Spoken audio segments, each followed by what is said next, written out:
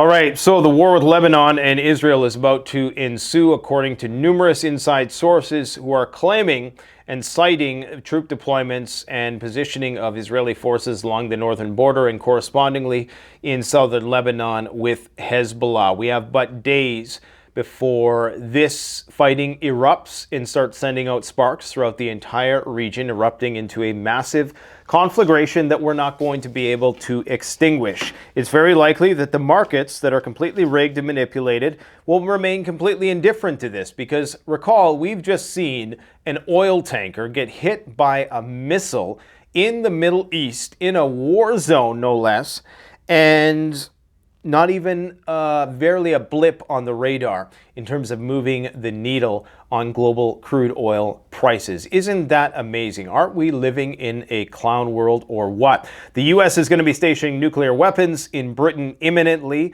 We also need to talk about the border crisis, which continues to intensify, very likely going to erupt into some low-intensity civil unrest, in the very least, quite possibly erupting into a major conflict between state and federal levels. We're also going to see a corresponding humanitarian crisis. Not many people are thinking about this yet. This is going to create a massive bottleneck. All those 300,000 people who came across the border, the record amount in December of 2023, well, the same amount are en route, and this is going to create chaos, okay? Total chaos. This is going to garner the attention of the international community, and it is just going to create all kinds of political rifts that already exist, deepen them, widen them, and it's going to lead to all kinds of conflict. Now, this is your opportunity. This is really the final month, I think, you have to really get what you want to get while the getting is good. Enjoy this piece of relative stability and peace and tranquility that we've experienced throughout the last 80 years, because it's pretty much coming to an end. We have the coalescing of the following crises. I call them the 10 C's. I used to call it the 3 C's, but I decided to expand it. So basically, you have conflict, you have climactic shifts, you have commodities and resource scarcity, diminishing returns on numerous mines, you have cyber attack, contagion, commerce, which of course is financial collapse and crisis, censorship and crackdown, civil unrest, the war for citizenship, and cybernetics, which encompasses the move towards artificial intelligence, automation, invasive technologies, and just the cyborg Ready Player One-like future that awaits us all, and all the psychological effects that that's going to have on the population. I'm going to be doing an in-depth presentation on that. Some people are saying I should write a book, but books are kind of passé this day and age, especially when people have squirrel brain, but we'll see. Anyways, let's talk about nukes being stationed in Britain imminently. Now, some people are mistakenly saying, well, Britain already has nuclear weapons, and you know what? The United States, well, they have nuclear weapons all throughout Europe, and that they do. There's about 100 of them, in fact. These B-61 tactical nuclear weapons, they're positioned in Incirlik, Turkey, and Ramstein Air Base in Germany, as well as Italy and a couple other places. Now, the difference here, number one, is this is an escalation, of course, because they're now positioning even more nuclear weapons throughout Europe, and they're saying this is in direct response to Russian aggression. So they say.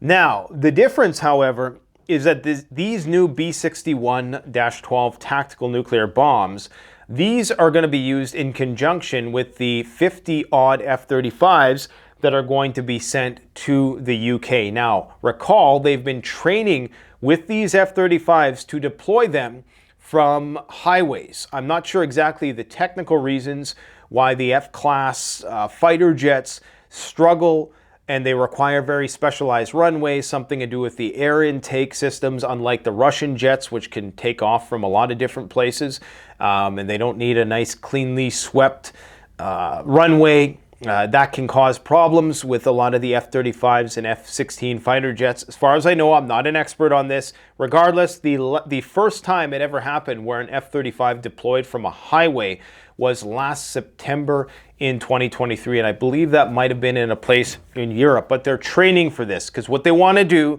is they want to get all of these nukes mounted on these F-35s when the day comes, when D-Day comes, and they're going to distribute them all throughout the country, And they don't want to have to rely on specialized runways because, of course, if the UK gets nuked, which it most certainly will, they're going to be one of the first. I guarantee you that the Russians are going to wipe UK off the map if we go World War III style. They want to make sure that whatever assets they do have are distributable and can be launched and don't require specialized airstrips. So this is a massive escalation. Okay, this is huge. And to top it all off, we've told you in the last week, you've had the UK Defence Minister come out and say and advocate for a civil service, for mandatory service, and for people to join up for the army. You've also had in recent days Patrick Sanders, the general, and people forget that just last week it was the head of NATO commander basically saying we got to prepare to go to war and everybody's got to be prepared for World War III. And, we're forgetting the actual pace of change here. And now Boris Johnson, let's see what he has to say about this issue. Sir, Lance Corporal Johnson reporting for duty and responding to the appeal from General Sanders for a citizen army and encouraging young people across the country to think of the attractions, advantages of some kind of military training or service. Because at the moment they think it's either uncool or unethical, or perhaps they're not following General Sanders, they're following Colonel Sanders. Ha ha ha. What do we need to do about it? Inject a little humor into the conversation when you're getting ready to send people to their deaths. Well, here's what they're going to do. And I've been saying this for some time now, and as usual, our predictions are correct. Now, the head of the German Defense Ministry explained the idea of accepting people without German citizenship into service in the Bundeswehr. What are we going to do with all these immigrants?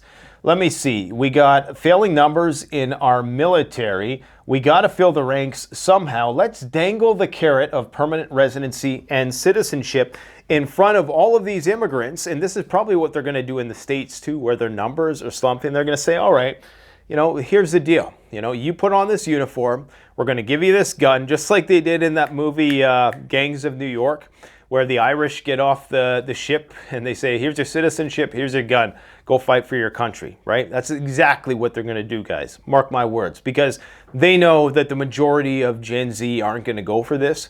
And so this is what they're going to do. They're going to exploit the immigrant element. It almost makes me think they've known about this for years, and this is why they've opened the floodgates, because they know there's going to be pushback. They will bring back mandatory service in many places. And there's actually some arguments to say that maybe this might culturally be what we need in some ways, because in the military, they do teach you a lot of survival skills, but they also indoctrinate you in a lot of ways, and they de-individuate you. In many ways, the military is the most communistic of institutions because it's where everybody becomes uniform. You have no individuality whatsoever, but that's a philosophical conversation for another day. The fact of the matter is, this is exactly what they are going to do, okay? So, and this reminds me, of course, remember when I was making a joke about this Starship Troopers thing? Well, that's how it's going to be in the future. If you do not commit your mandatory service, you will not be able to have children. You won't be able to drive a car or self-drive it anyways, because Elon will do the driving for you if you don't abide by the rules, and maybe not have a bank account, maybe be restricted in terms of where you can travel, and yada, yada, yada, the whole 9 yards, okay? Here's what eventually they're going to be doing. This is what, if they had their way, and look at this guy. I mean, this guy just looks like a piece of you-know-what. And he looks like he's on drugs, to be quite frank. Apparently, he's a lieutenant colonel in the Ukrainian army, but let's just hear what he has to say. This is the guy who scoops people out of vans against their will and who blocked off the borders and who's now putting surveillance on the borders. So anybody who tries to dodge the draft there because they realize it's a futile, fruitless pursuit to continue in this slaughter, this meat grinder of the flower of Ukrainian youth, well, he's going to make sure that you get caught. And here's what he wants for the rest of us here in the West. Let's hear what he has to say. So in order not to lose, it is necessary just to carry out reserve plans, but draconian methods are needed, as he says. As I see it, this is a total mobilization of the entire male and female population from the age of 18. I can tell you guys right now, as a drug counselor, this guy's got issues. That's all I'm going to say. It doesn't have to be advanced. It can be some kind of defense. It can be rear logistics. You can wrap it in some other wrapper, reservists, and so on. But from the age of 18, he says, including women, it is necessary to attract prisoners as well to perform a combat mission. Now, the other guy is going to say something. He's saying, are you clairvoyant? That's right.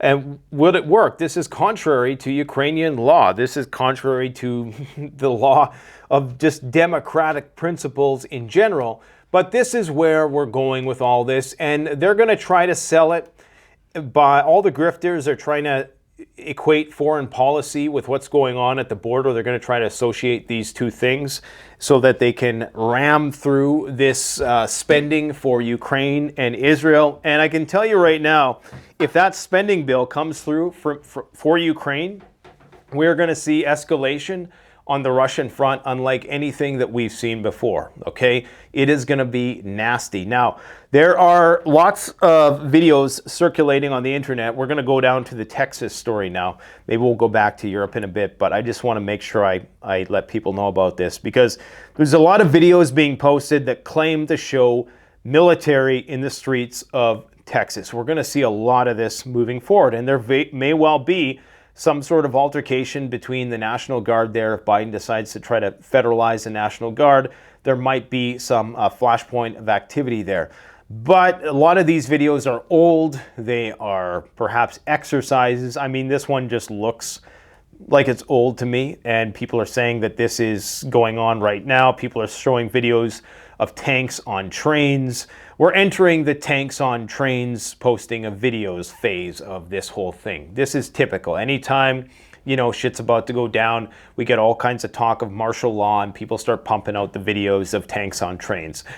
There's a 99% chance that most of the stuff that you're seeing is old footage, or it's just an exercise, or it's completely unrelated to what's going on at the border. That said, we're going to see a humanitarian crisis. This bottleneck created by all of these immigrants. How many came in December? I think it was like 300,000 in December. Now, you can expect that it's probably going to be even more now in January, but now they are going to be stopped at that border, and that's going to create a massive crisis on the border. And this in itself is going to become an issue, a humanitarian issue, and that's where you're going to see the left and the right start to fight. Now, Biden surprisingly stated that we're willing to put in strict rules along the border if you sign on to the spending bill for Ukraine and Israel. However, they still haven't been able to agree on that quite yet. So it's going to be interesting to see what comes of this. Of course, we've been preconditioned to go to war with one another with movies like this one here. I didn't realize it was the guy who directed this was the same director who did 28 Days Later. But so this is Civil War, the movie Civil War, which is going to be released in April. Of course, obvious predictive programming for what is going on. They always release a video like this around this time, around election time. Last time it was that Purge movie, the Everything Purge, or the Forever Purge, where it was talking about these types of civil conflicts. So this one is going to be pretty serious, I think, and it's going to definitely fan the flames of hostilities. Of course, this is what American borders have to look forward to in the future. The Latin American swell of refugees, immigrants that are coming, illegal immigrants that are going to try to get their place. And maybe they're going to get the bright idea to say, hey, if you want your citizenship, just get in this uniform over here. We're going to send you off to Ukraine. And that's how they're gonna merge these two issues, okay? Italy as well. If war comes, Italy wants to deploy its national reservists. Against the backdrop of international tensions, Italy now wants to be better equipped for wars and therefore wants to train reservists. This should involve the use of former military personnel, police forces, and people with specific skills. Italian Defense Minister Guido Crosetto is now working on a legislative project to introduce a state aid reserve that will consist of thousands of people, Italian media reported on Saturday. Okay, so they're saying that consideration is being given to people who are available as reservists. According to the defense minister, the support of the reservists would mainly be of logistical nature. They're all saying logistical nature. That was what that Ukrainian guy just said, logistical nature. The establishment of a national reserve for the armed forces, as in Switzerland and Israel, is a goal we are working towards. We will propose a corresponding law in the coming weeks. So this is all being fast-tracked, which is the crazy thing. You know, the imminent deployment of nuclear weapons and all this crazy stuff. Now this guy, Zhirinovsky, this is the guy who predicted down to the day practically that the war with Ukraine and Russia was going to go down. Now, many people predicted that that war was going to happen, but not right down to the day. Now, this guy passed away. However, he also predicted that there would be no elections in 2024.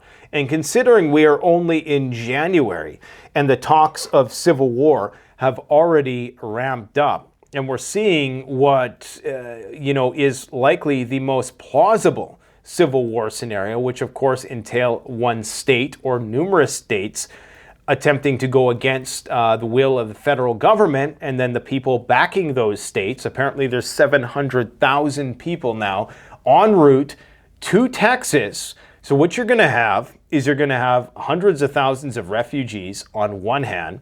You're going to have these convoys, these protesters, and then between them, you're going to have the federal government who is trying to maintain control. And then, of course, you're going to have the National Guard in Texas and all of their authorities there. So, yeah, it's going to be a crazy, crazy February, to say the least. This is the time to prepare, enjoy this period of relative peace and stability, because it certainly ain't going to last. Everybody is talking about the war with Lebanon and Israel that is about to break out. And pretty much on every front, we're going to see war start to flare up at the same time. China and North Korea have agreed to strengthen their strategic partnerships and tactical cooperation. This, of course, is in response to John Kirby stating that the United States is committing to protecting itself and its allies against North Koreans' threats. And this is why they've deployed nuclear submarines to the region. So we know the shit is going to go down in that direction. In China, Taiwan, a record amount of Chinese aircraft. Just the other day, 33 Chinese aircraft detected, the most in 3 months since the late October drills.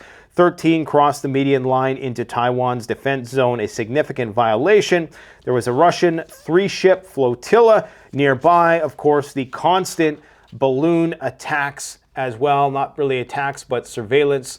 And like I said, this is how they're going to do it. This is how they're going to get us to fight all of these wars. Now, again, I can't believe that the price of oil only went up 1% in response to an oil vessel that was hit and caught on fire in the Middle East. Now, it did not sink. Regardless, this is crazy.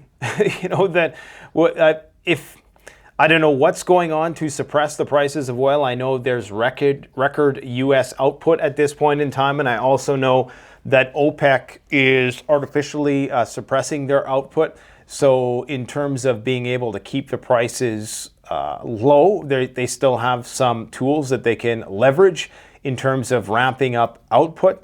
And of course, there is still the strategic oil reserve, but it's amazing. It's absolutely amazing. So seize upon whatever sorts of cheap prices you can find right now. Of course, you can go to CanadianPreparedness.com, get 10% off, use coupon code Survival Prepper while the getting is good. I can tell you that right now I'm stocking up on everything I possibly can get.